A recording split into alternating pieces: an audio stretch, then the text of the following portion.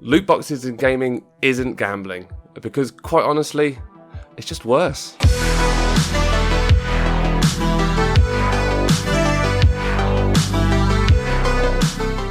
So it's a topic that's been on gamers' lips for quite a few years now, and loot boxes is one of those things where I didn't really want to do a huge amount of content going over loot boxes, because I think it's something that's been really well covered in the past, but I think there's a few things that I want to say, so I thought I'd put it into a nice little package for you. So there are some people out there who probably do not know what loot boxes are, and I know quite a lot of people will, but there are some that don't, and I spoke to them. So if you don't know what they are, a loot box is basically, in a video game, you can unpack some sort of prize, and you usually have to pay for these packs. You can earn them in-game, and pretty much what you do, you pay £2 or £3 or however much it is, and you get a pack, and the pack will open and you'll get some form of rewards inside that, whether it be skins or weapons or anything such as that. So that is pretty much what a loot box is. So over the past few years, there's been quite a lot of conversation been had about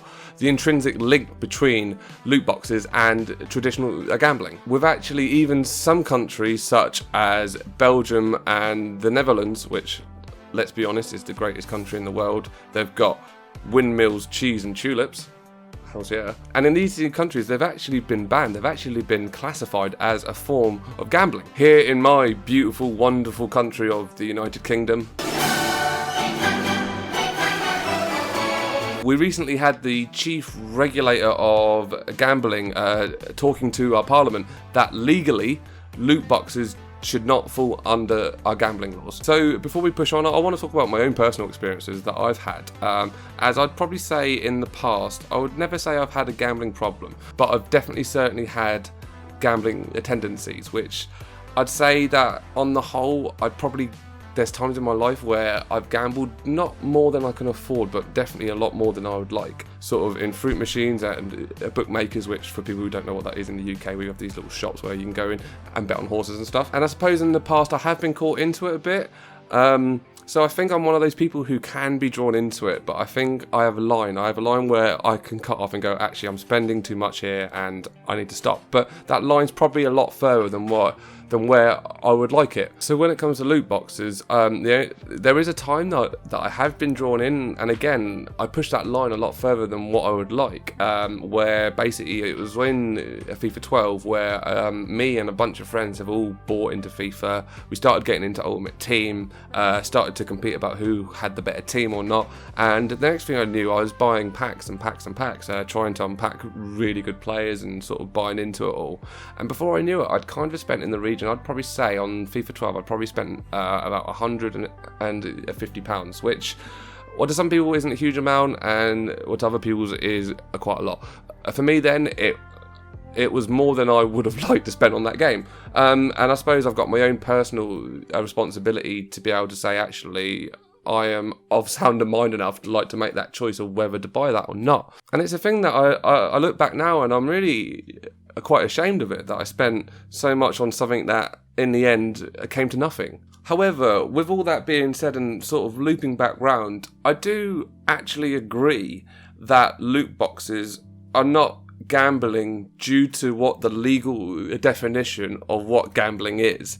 And that's not me trying to defend the practice at all. I just think the main difference between this loot boxes and traditional gambling is, at least with gambling, and I don't know if this is a good or bad thing, there's a chance you can walk away with more than what you went in with.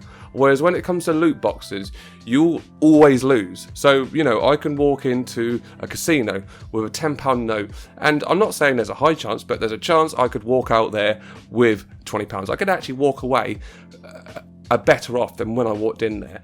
But when you buy a loot box, it's just a transaction. It's not a bet, it's a transaction. And all you're doing is buying something with the hope of getting something in return. And whether or not that thing is good or bad is obviously due to the random part of it. But I think that clear part of it, that I can spend £100 on FIFA packs and I cannot walk away from FIFA with £200 worth of value.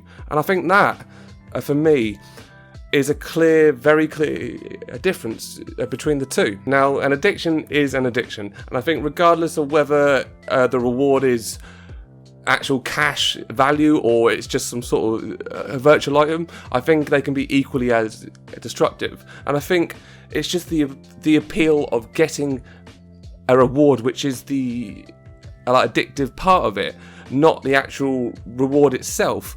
So in loot boxes, in theory, you always lose. You always lose, whereas at least in normal gambling, there's a slim chance that you might win. Now, that's not me saying, oh, you know, loot boxes are more harmful than your sort of traditional placing a bet.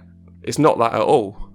I just think there's enough difference between the two that they can't strictly be defined as the same thing. I think they're both equally as harmful, but just albeit in slightly different ways. But for me, the conversation needs to move on. We should no longer be asking, are loot boxes a form of gambling? But instead, we should just simply ask is, do the predatory or addictive ways that loot boxes are designed require regulation to protect vulnerable consumers? The answer is yes. But why should you be angry about having loot boxes in your game? I mean, should you even be angry in the first place? I mean, again, the answer is obviously yes. Even if you've never spent a penny on a loot box or any kind of microtransaction in your life, you should still be angry. Because the irony of this all is that most of us don't even buy them. Like, there's actually a very small portion of people who actually start buying these things. In fact, even at most, a few people will buy a few packs here and there, but most people won't go mad. It's a very small minority of players who sink more money than they can reasonably afford, that you could reasonably comprehend, that keeps the loot box gravy train plumbing forward. But to draw you in, games have been purposely designed to be grindy, tedious affairs with a bunch of unnecessary crap to push you in the direction of spending more money, and that's why you should be angry. See, the infuriating thing about this whole microtransaction crap is that although it's surrounded by like a bunch of really bad PR, it's only us, it's only people here who, you know, the people who watch and create YouTube content, or the people who trawl around the subreddits or in Facebook communities talking about all of this sort of stuff. We are the vocal minority in this, and to the normal Joe public, to every sort of person who would sort of head into like a game store to buy a game for their kids or buy games for themselves or whatever, to normal people who walk around, this isn't a thing. This is not in their minds, even though it should be. And to make that link and to say, hey, there's this thing in this game that, you know, is quite like a casino, people find that link really hard to make. And I just find that the conversation now is just a blockage, just by the fact of saying, oh, shall we try and prove that loot boxes are a form of gambling? It's turning into a blockage. So why are we having that conversation? Why aren't we just saying, hey, this is a very harmful thing that is happening to people, especially those that are vulnerable?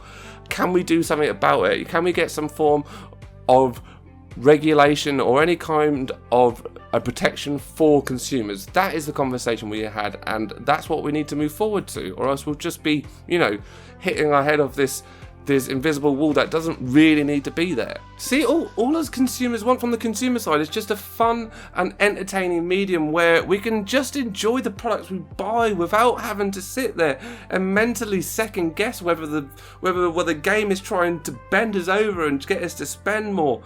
That's not fun.